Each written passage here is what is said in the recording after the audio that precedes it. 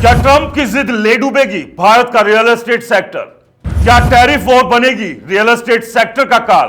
क्या 2025 में सच में डूबने वाला है भारत का रियल एस्टेट सेक्टर? वैश्विक मंदी का क्या रियल एस्टेट पर पड़ेगा बुरा असर? क्या मोदी अपने दोस्त ट्रंप के पागलपन से बचा पाएंगे भारत का रियल एस्टेट सेक्टर? नमस्कार दोस्तों, मेरा नाम है राज के वर्मा और आप देख रहे हैं रिपोर्टर जी। आज हम बात करेंगे एक ऐसे सेक्टर की जो भारत की अर्थव्यवस्था की रीढ़ कहा जाता है, यानी कि रियल एस्टेट। चमचमाती इमारतें, ऊंची ऊंची टावर और वो सपना जो हर मध्यम वर्गीय परिवार देखता है, अपना घर।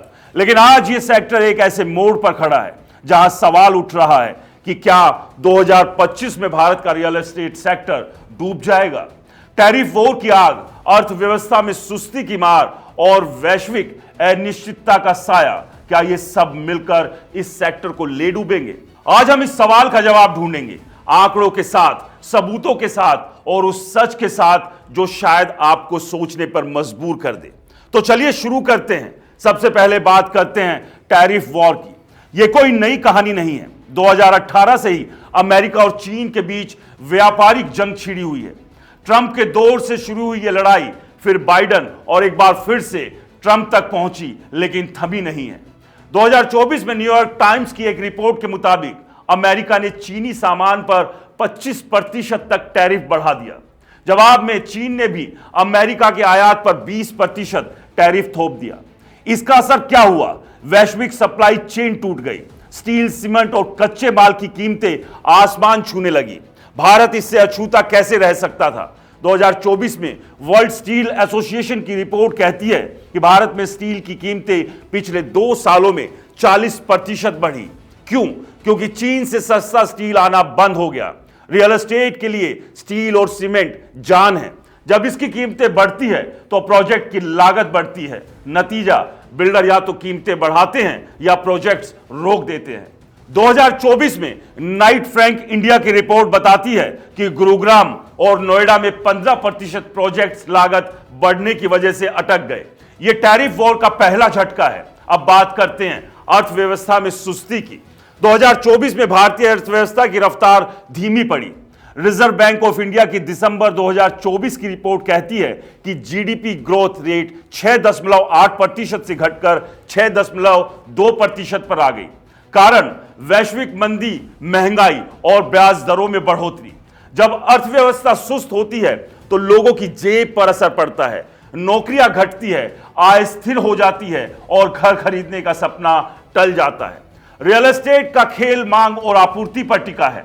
2024 में प्रॉप टाइगर की एक रिपोर्ट बताती है कि टियर 1 शहरों मुंबई, दिल्ली, एनसीआर, बेंगलुरु में रेजिडेंशियल प्रॉपर्टी की मांग 12% घटी। क्यों? क्योंकि होम लोन की ईएमआई अब आम आदमी की पहुंच से बाहर हो गई है। एसबीआई की रिपोर्ट कहती है कि 2024 में औसत होम लोन की ब्याज दर 8.5% से बढ़कर 9.2% हो गई। एक 50 लाख का लोन अब 5 साल में 10 लाख रुपए महंगा पड़ रहा है। नतीजा, खरीदार पीछे हट रहे हैं और बिल्डरों के पास फ्लैट्स का ढेर लग रहा है। अब आंकड़ों की बात करते हैं। रियल एस्टेट सेक्टर पहले ही घाव सह रहा है। 2024 में क्रेडाई की रिपोर्ट कहती है कि देश भर में 4.5 लाख फ्लैट्स अनसोल्ड पड़े हैं। सबसे ज्यादा स्टॉक दिल्ली एनसीआर में है, 1.2 लाख यूनिट। ये वही शहर है जो कभी रियल एस्टेट का सोना उगलता था, लेकिन आज हालत यह है कि बिल्डर डिस्काउंट दे रहे हैं, ईएमआई फ्री स्कीम चला रहे हैं और फिर भी खरीदार नहीं मिल रहा है। 2024 में नोएडा और ग्रेटर नोएडा में बिक्री मूल्य में 34% बढ़ोतरी हुई थी, जैसा कि नाइट फ्रैंक की रिपोर्ट कहती है। लेकिन 2025 की पहली तिमाही में यह रफ्तार थमती दिख रही है। क्यों? क्योंकि टैरिफ वॉर और सुस्ती ने मिलकर मांग को कुचल दिया। हिंदुस्तान टाइम्स की जनवरी 2025 की एक खबर कहती है कि मुंबई में 20% लग्जरी प्रोडक्ट्स लॉन्च होने से पहले ही रद्द हो गए। वजह, निवेशक डर गए हैं। अब सवाल यह है, क्या 2025 में रियल एस्टेट डूब जाएगा? तो दोस्तों, सच यह है कि पूरी तरह से डूबने की बात अतिशयोक्ति होगी, लेकिन संकट गहरा है। देखिए, कुछ सबूत के साथ बताते हैं। पहला, कर्ज का बोझ। 2024 में IBBI, insolvency and bankruptcy board of India की रिपोर्ट कहती है कि 150 से ज्यादा रियल एस्टेट कंपनियां दिवालिया प्रक्रिया में हैं। बड़े नाम जैसे आम्रपाली, जेपी ग्रुप पहले ही डूब चुके हैं। अब छोटे मझोले बिल्डर भी कर्ज के जाल में फंसे हुए हैं। दूसरा, वैश्विक दबाव। टैरिफ वॉर 2025 में और तेज हो सकता है। ब्लूमबर्ग की एक रिपोर्ट कहती है कि अमेरिका 2025 में चीनी इलेक्ट्रॉनिक्स पर 30% टैरिफ लगा सकता है। इसका असर भारत की कंस्ट्रक्शन टेक्नोलॉजी पर पड़ेगा, जो अब स्मार्ट होम के लिए विदेशी उपकरणों पर निर्भर है। तीसरा, मांग का संकट। अगर जीडीपी ग्रोथ 6% से नीचे गई, जैसा कि आईएमएफ ने 2025 के लिए अनुमान लगाया था, तो मध्यम वर्ग की क्रम शक्ति और कमजोर होगी। रियल एस्टेट के लिए खबर खतरे की घंटी है, लेकिन उम्मीद की किरण भी है। सरकार ने 2024 के बजट में शहरी आवास के लिए 10 लाख करोड़ रुपए का ऐलान किया था। अगर यह पैसा सही इस्तेमाल हुआ तो अफोर्डेबल हाउसिंग को बूस्ट मिल सकता है। दूसरा, टियर 2 और टियर 3 शहरों में मांग अभी बची हुई है। नाइट फ्रैंक की रिपोर्ट कहती है कि 2024 में जयपुर, लखनऊ और इंदौर में प्रॉपर्टी की डिमांड 18% बढ़ी। ये शहर शायद रियल एस्टेट को डूबने से बचा ले। दोस्तों, यहां सवाल टैरिफ वॉर या सुस्ती का नहीं, सवाल सिस्टम का भी है। बिल्डर लूट मचाते हैं, प्रोजेक्ट लटकाते हैं और फिर भी बच निकलते हैं। रेरा जैसी संस्थाएं हैं, लेकिन उनकी सख्ती कागजों तक सीमित है। 2024 हरेरा की बात करें तो 50 बिल्डरों पर जुर्माना लगाया, लेकिन कितने जेल गए? 0। दूसरी तरफ सरकार की नीतियां जैसे रेरा और जीएसटी अच्छी है, लेकिन लागू करने में ढीलापन है।